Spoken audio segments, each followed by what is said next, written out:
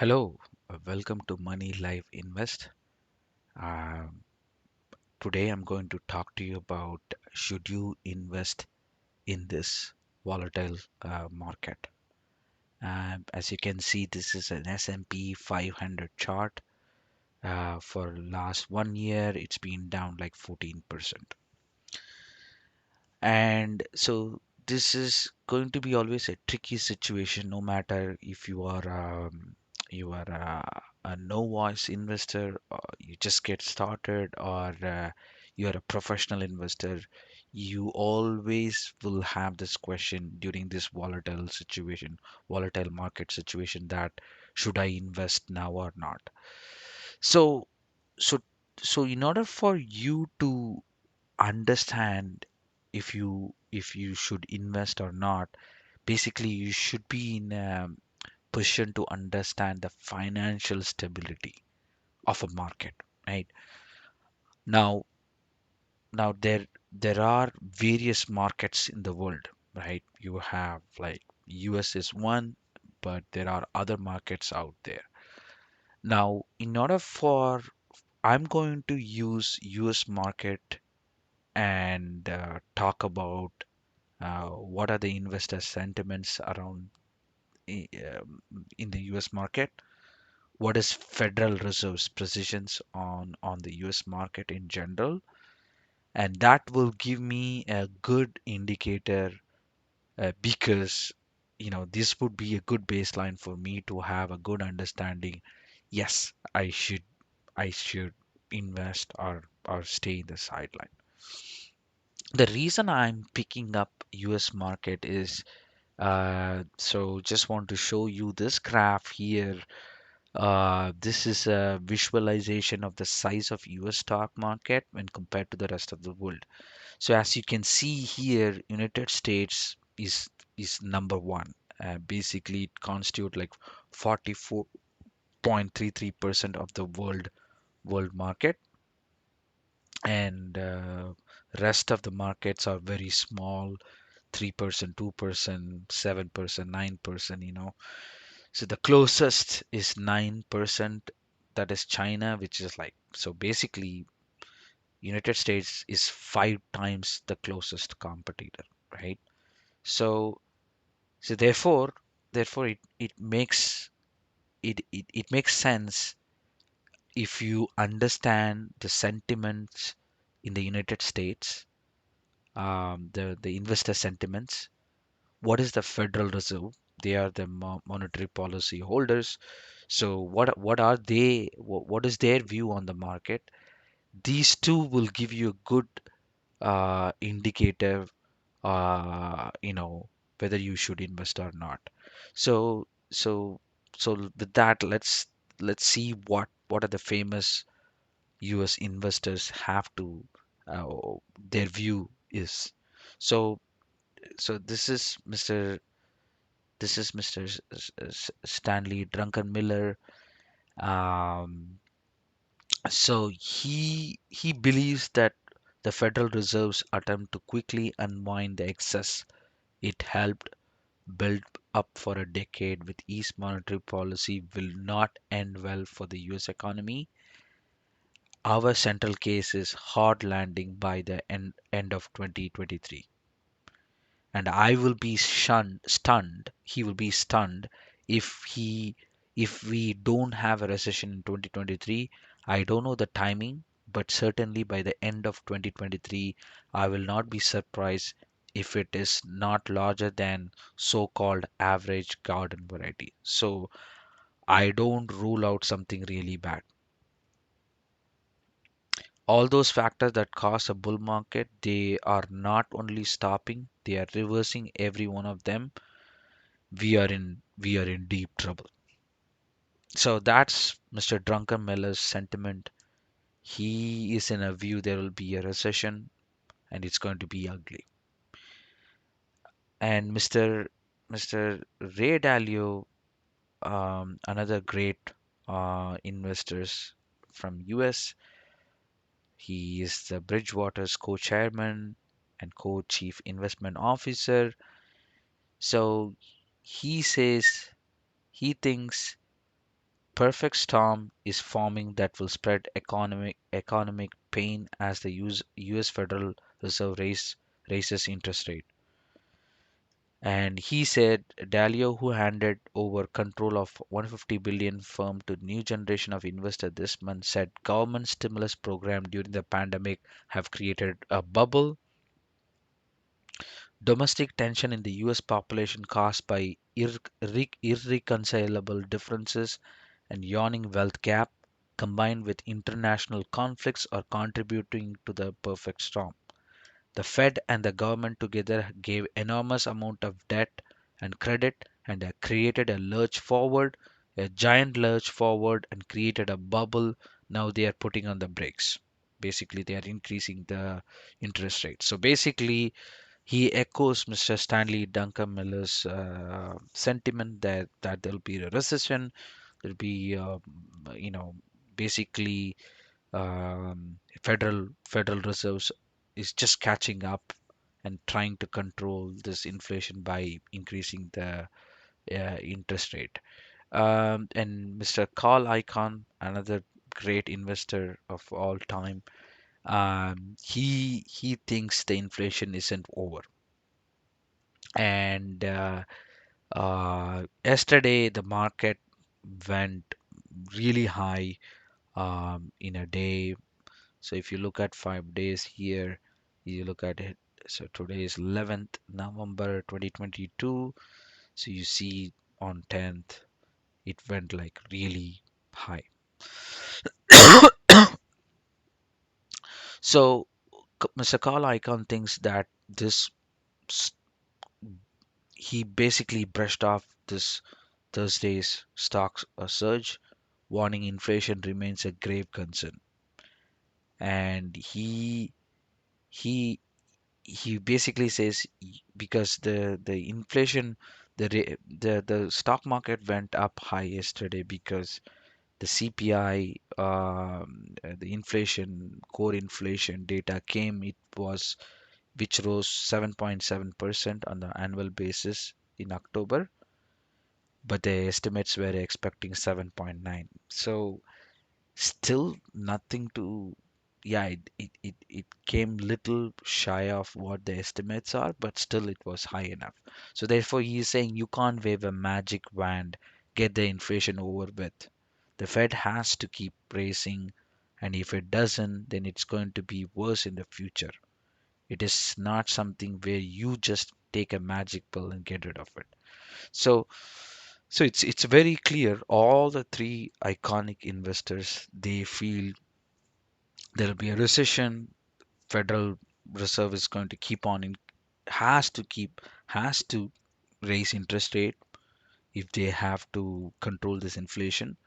So that's the sentiment of the investors. So now let's see what the Federal Reserve has to say. So the Federal Reserve every now and then twice a year they put a financial stability report. This financial stability report give is basically gives an assessment of the stability of the US financial system. So as I said, I'm trying to understand what are the investor sentiment, US investor sentiments are, and what is Federal Reserve's analysis of the US market.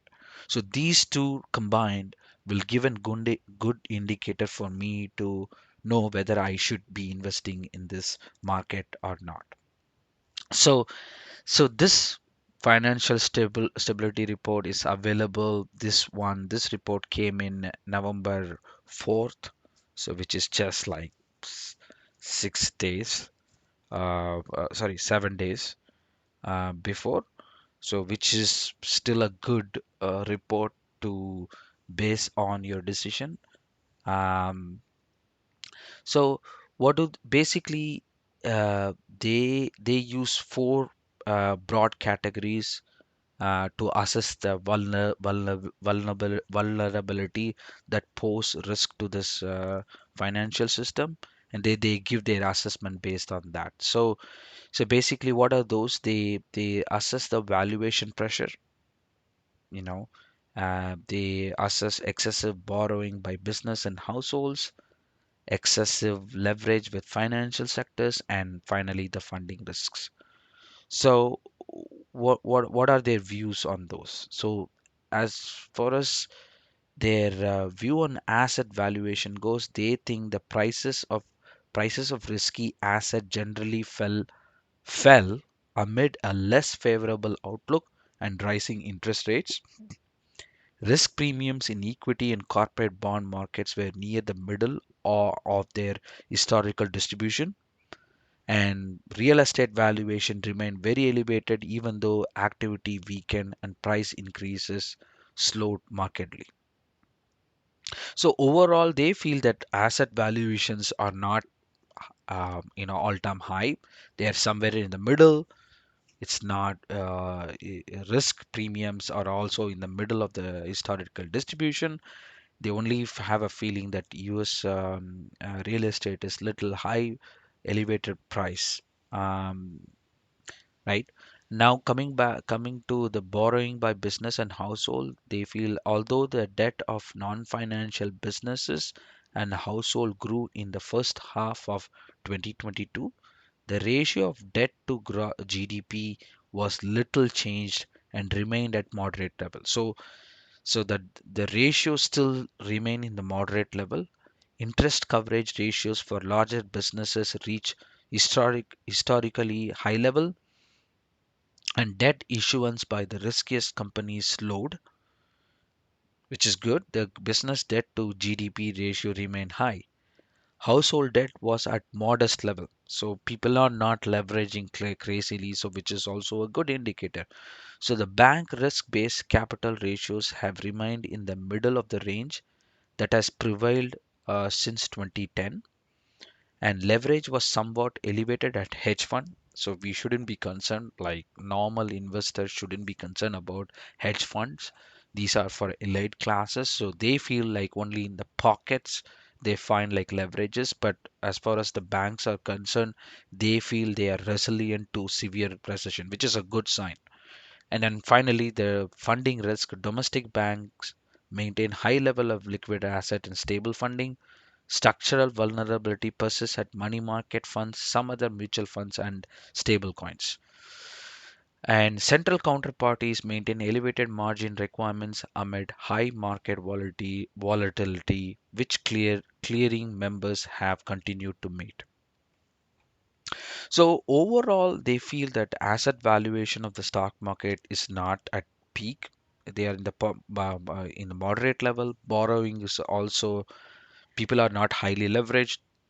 Their leverage seems to be in the moderate level as well, and it's only in a pocket of financial system they see some leverages. Uh, in general, they find that banks should be resilient to severe recession, and funding risks seems to be not high. So domestic banks maintain high level of liquid asset and stable funding.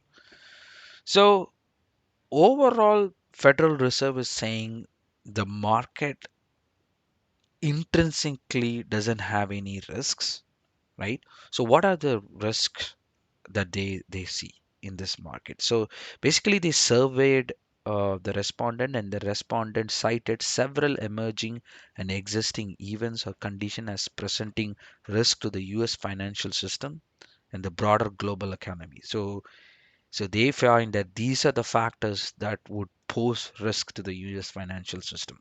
So which is persistent inflation and monetary tightening, which is which is which echoes the same sentiment as famous investors like Carl Icahn, Ray Dalio, and Stanley Druckenmiller.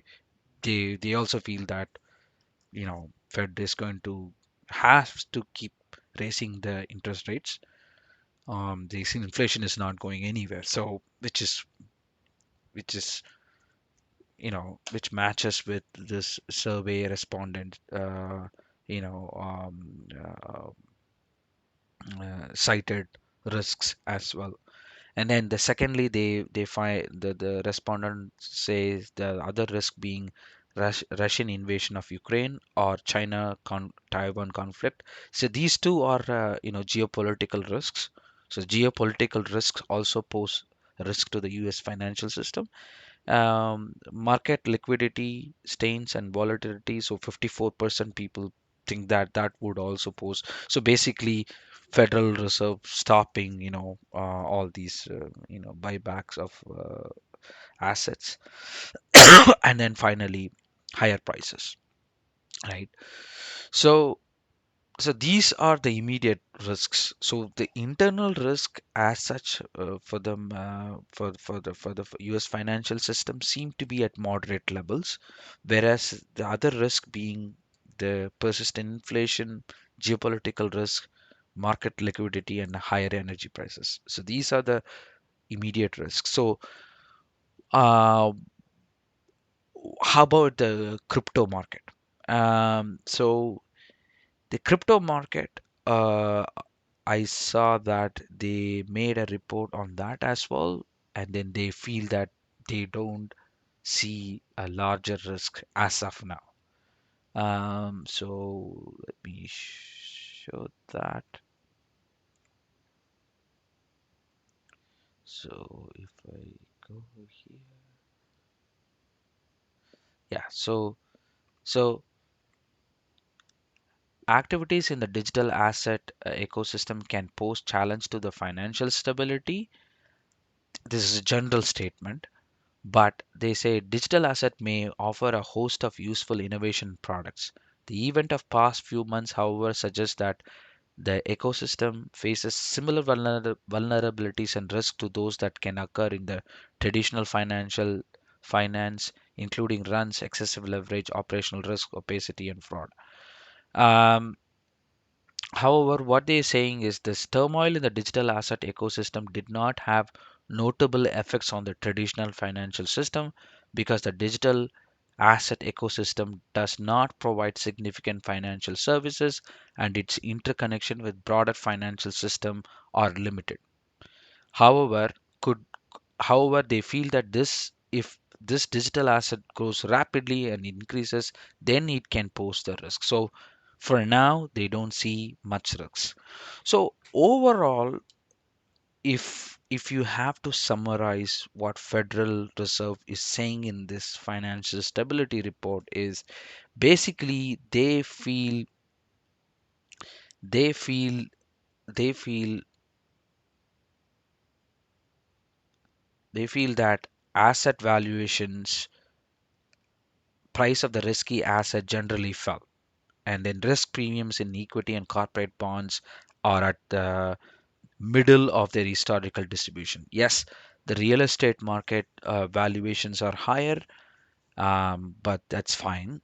With a higher interest rate, hopefully that will come to a control as well. And they don't see any, high leverages within the household or business. So which is again good situation. And leverage in the financial sector, they see that bank risk based capital ratios have remained in the middle of the range that has prevailed since 2010, and then they find that they can be resilient to severe recession. So the only risk they see is the persistent inflation and monetary tightening, so as many investors feel, and the geopolitical tension and the higher energy prices. So with all this is a good baseline to want to conclude that as such, US market doesn't have a greater risk in the fundamental of there is fundamentally there is no risk. Of course, in the macro level, you have this inflation, geopolitical test which nobody can control, right? So with that view, I feel I feel you should be investing in this downturn.